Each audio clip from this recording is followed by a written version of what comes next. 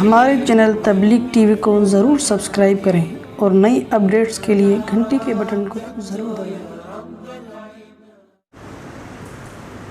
داؤد علیہ السلام کو اللہ نے بیت المقدس میں خلافت عطا فرمائی، جس کو آج کل یہودی یروشلم کہتے ہیں یا اسرائیل کہتے ہیں۔ انہوں نے اپنے والد حضرت یعقوب علیہ السلام کے نام پہ اس کو کیا رکھ دیا؟ اسرائیل۔ ہم حضرت یعقوب علیہ السلام کا تو احترام کرتے ہیں مگر اسرائیل کو تسلیم نہیں کرتے، اس لیے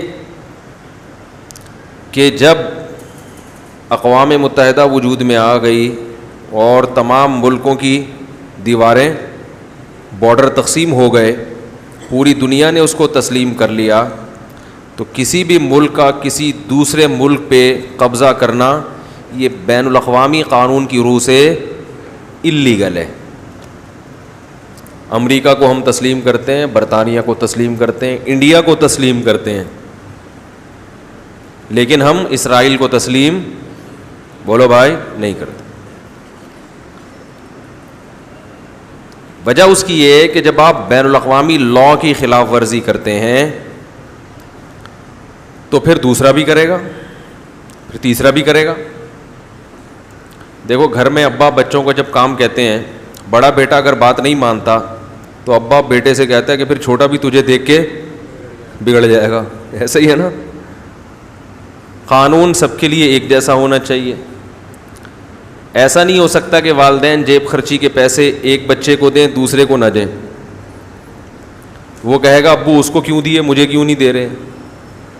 تو یہ جو دنیا میں جتنے بھی امن سلامتی کونسل ہے اور جتنے بھی امن کے دعوے دار ہیں، ان کو چاہیے کہ بدامنی کی جو بیس ہے اس کو پکڑیں۔ بیس کہاں سے شروع ہو رہی ہے؟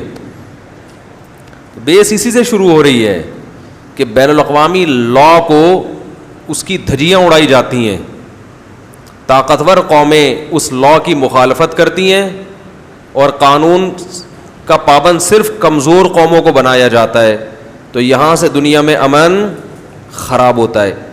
اور یہ ساری بدماشی شروع کہاں سے ہوئی ہے؟ یہودیوں سے۔